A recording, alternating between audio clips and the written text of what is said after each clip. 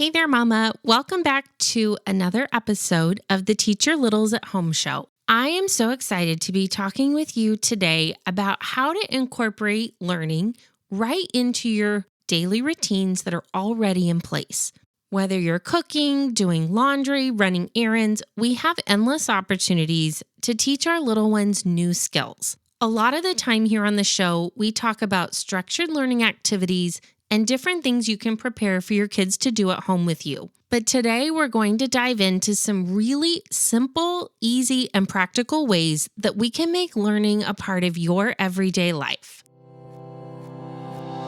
Hey there, Mama. I'm Lauren Brainerd, and this is Teach Your Littles at Home. I'm so excited you have tuned in as I share fun and hands-on activities you can use right away to help you play and learn with your little ones. So let's dive right into today's episode so you can make more memories than you ever dreamed of.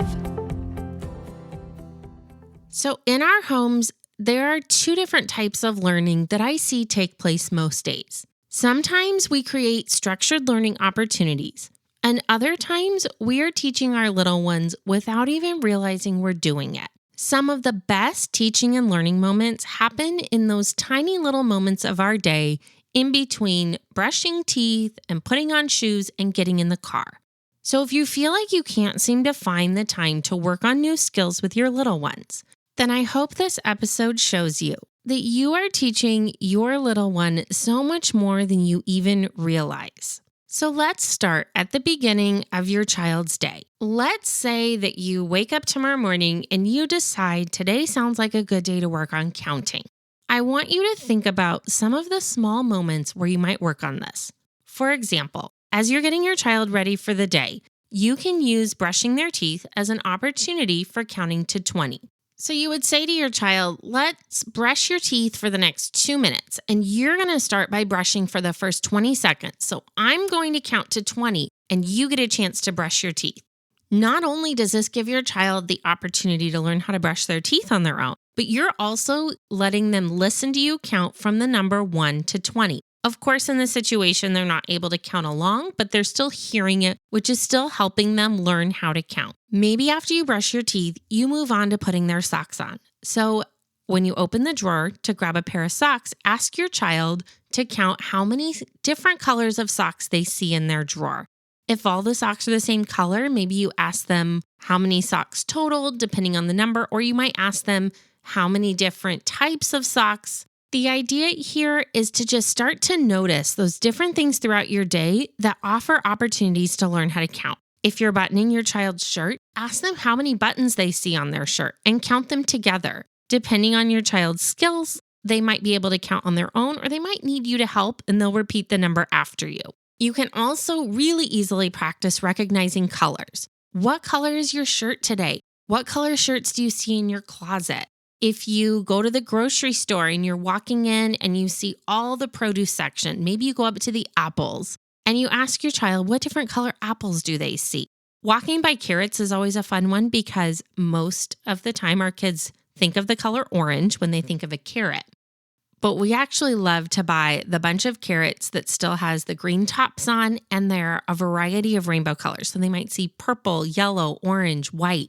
And it's a fun way to just give your child the opportunity to identify colors by name. Then when you sit down to the dinner table, you can ask your child what color foods they see on their plate. The sky really is the limit for recognizing colors throughout our day. And we just have to give our children the opportunity to learn what the colors are as we're going about our day. Basic addition also happens all throughout our day. So if you want to get your child involved in setting the table, which I highly recommend doing from the time they're about 3 years old, you can ask them how many forks do we need and have them identify how many people are in the family and how many forks they're going to need. You can also have them help you divide food portions.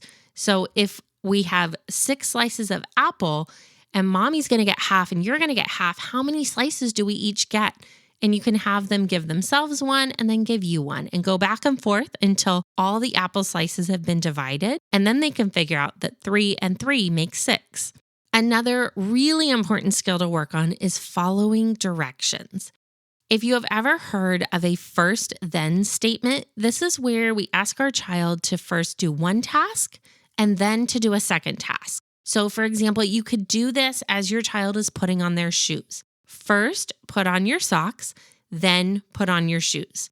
Depending on the age of your child, we want to keep these statements really short. First, get socks, then shoes. As they get older, it becomes longer statements, of course. But the idea is to get them used to, I have to do something and then remember to do the next thing. Because as our kids approach kindergarten, they're going to be asked to do multi-step directions, and having them practice having to do more than one thing from the time they're 2 years old is really going to help them as they get older, and we can build on those tasks.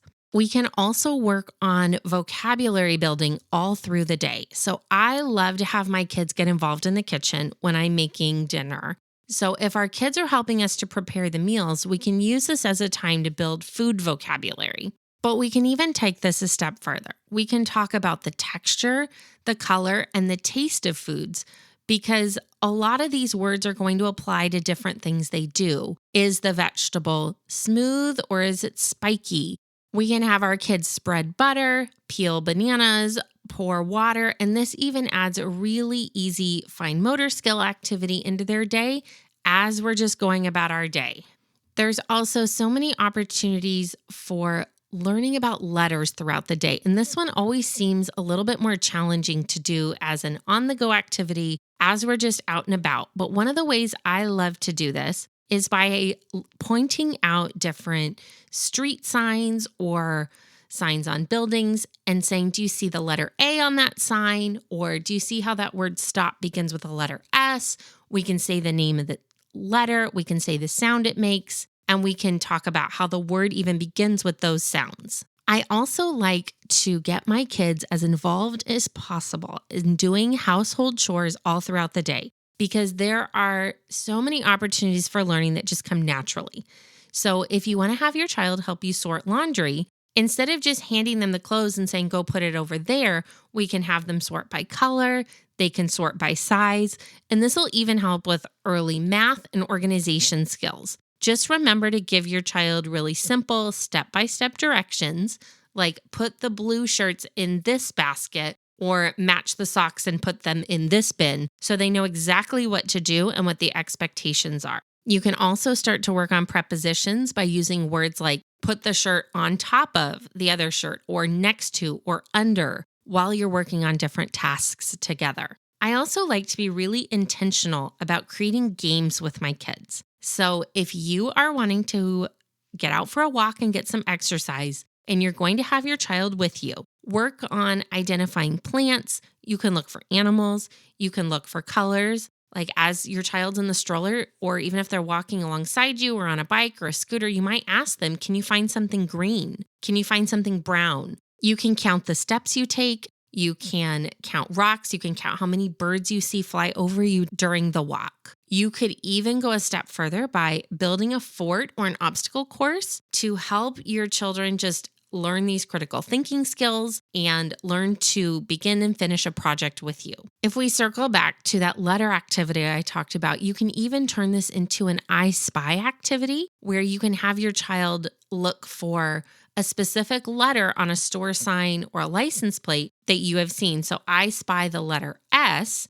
If your child knows what the letter S is, of course, this isn't going to work for most very young children as they're not going to know their letters yet. But if you have some older kids, this is a great way to get them involved in learning on the way to school or sports or wherever you might be headed. The bathtub is another great place to work on learning. You can use bath crayons to write letters or numbers on the tub. You can sing together to build language skills, and it makes bath time so much more fun.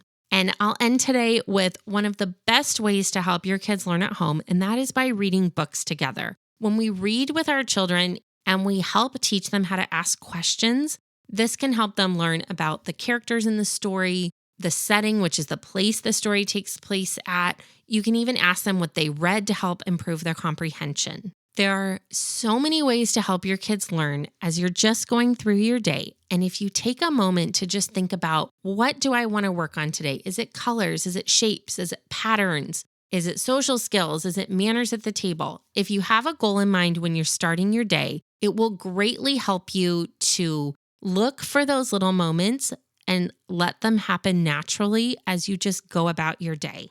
I hope that you're leaving today with some ideas that will help you turn your everyday moments into learning opportunities for your little ones. And I hope that you will send me a message on Instagram at The Primary Brain or hop into our Facebook community using the link in the show notes where we share even more tips and ideas. Thanks so much for joining us, and I can't wait to talk to you again next week. Thank you so much for tuning in to this episode of Teach Your Littles at Home. I hope you are feeling so inspired to create a new activity to do right away with your little ones. If you like listening to my mommy, will you please leave her a review? Before you head off to plan the next activity, would you mind leaving me a quick review on Apple Podcasts or wherever you are listening from? This is the only way for me to know if you're finding my tips, activities, and advice helpful, and I get so excited reading each and every review. I hope this episode has left you feeling empowered to try something new with your kids this week. And if so, would you please hit the share button and share this episode with another one of your mama friends who also wants to create activities with her little ones. I can't wait to share even more fun activities with you on our next episode. Have a wonderful rest of your day playing and making memories with your little ones.